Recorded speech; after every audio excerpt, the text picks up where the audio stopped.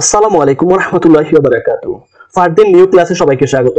আজকে আমরা অষ্টম শ্রেণীর বিষয় বাংলা পাঠ্য বইয়ের আমরা আজকে 47 পৃষ্ঠার যে কাজটা আছে আমরা কাজের সমাধান করব।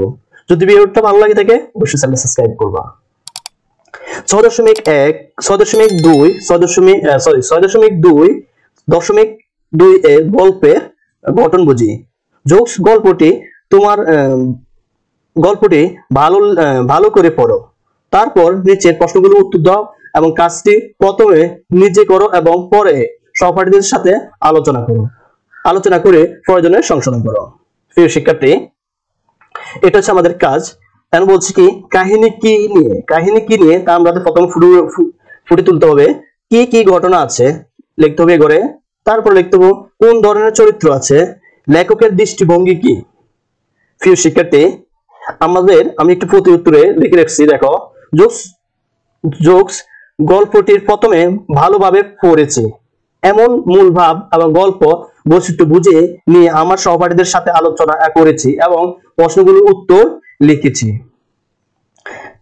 প্রথমে দেখো প্রিয় শিক্ষার্থী, কাহিনী কি নিয়ে। জমির মালিকের শোষণ বঞ্চনার বিরুদ্ধে বর্গা চাষীদের ন্যায্য হিসেবের দাবিতে প্রতিবাদ নিয়ে। তারপর দেখো কি ঘটনা আছে, তোমরা ঘটনাগুলো এখানে দেখে নিবা। এখানে ঘটনাগুলো আছে, তোমরা এই ঘটনাগুলো লিখে নিবা। তারপর দেখো তোমরা এই ঘটনাগুলো লিখে নিবা। তারপর দেখো কোন চরিত্র আছে।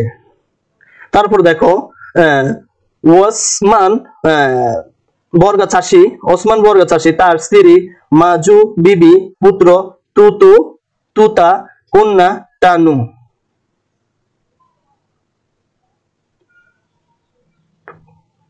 দেখো এখানে রসুগরটা হবে না, টান।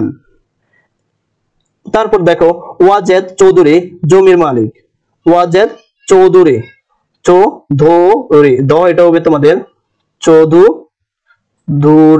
চৌধুরী জমির মালিক, তার পুত্রের ইউসুফ ছোট হুজুর ও তার গুমস্তা কবির গাজী।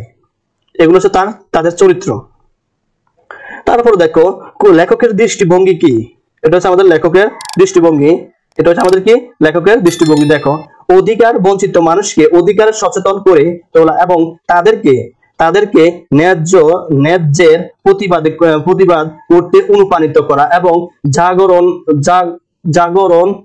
জাগরণের দৃষ্টিভঙ্গি এখানে মদিনা সহ হবে।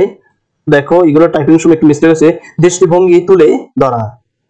বর্গা চাষী ওসমানের মুখে রক্ত চুষায় খাইছে, হজম করতে দিমু না। এটা হবে হজম করতে দিব না যা থাকে কপালে, সেই চেতনা প্রতিফলন ঘটেছে। এখানে লেখকের দৃষ্টিভঙ্গি শোষণের শিকার মানুষের পক্ষে ইতিবাচক। প্রিয় শিক্ষার্থী, তোমার যদি ভিডিওটা ভালো লাগে থাকে আমার চ্যানেল সাবস্ক্রাইব করবা। Please subscribe the bell button.